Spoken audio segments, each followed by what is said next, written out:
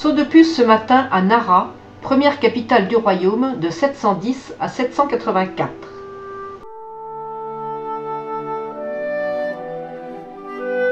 Délicieuse viennoiserie à la cannelle dans cette boulangerie.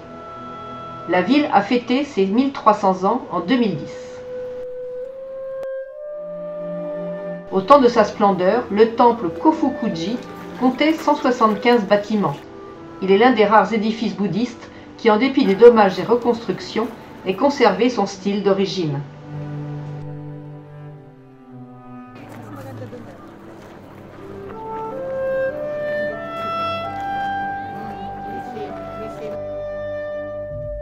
Nara a planté pagodes et monastères au milieu des 600 hectares du parc Nara-Koen, peuplé de 1200 daims représentant la divinité. Des visiteurs leur donnent des petits gâteaux ronds qu'ils affectionnent, les Shika Senbai. Pour accéder au Todaiji, je passe, comme toujours, sous 2 grandes portes. En 743, l'empereur Shomu ordonna la construction du plus gigantesque édifice en bois du monde, avec près de 50 mètres de haut. Il accueillit ce qui était à l'époque le plus grand Bouddha du monde. Incendié à 2 reprises, la construction actuelle date de 1708. À l'intérieur, le grand Bouddha cosmique, assis sur une fleur de lotus, est en état d'illumination.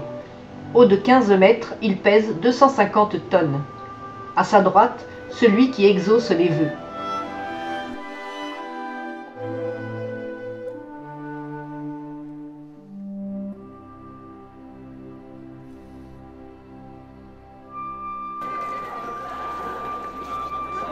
Ce disciple de Bouddha est censé soigner tous les maux. Est-ce que j'ai mal?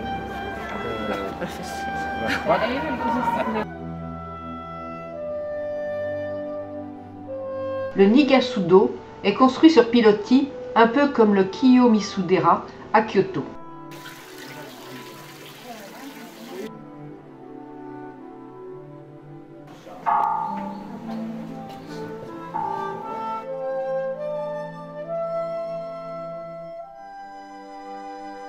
Des mariés sont immobilisés pour une longue séance photo.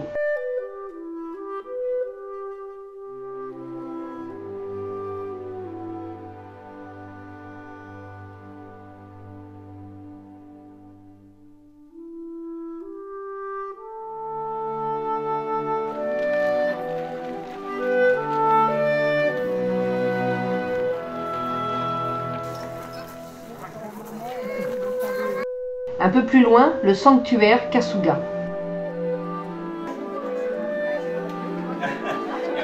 Fondé en 768, ce temple shintoïste est réputé pour ses 3000 lanternes données par des fidèles au fil des siècles. La plupart des bâtiments ont été refaits au XIXe.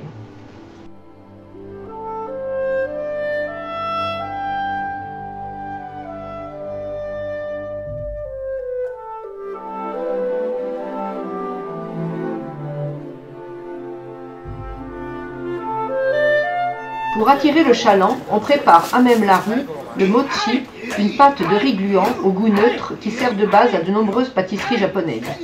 Ceux-là sont parfumés au thé vert. Retour dans notre ryokan au pied de la tour de Kyoto.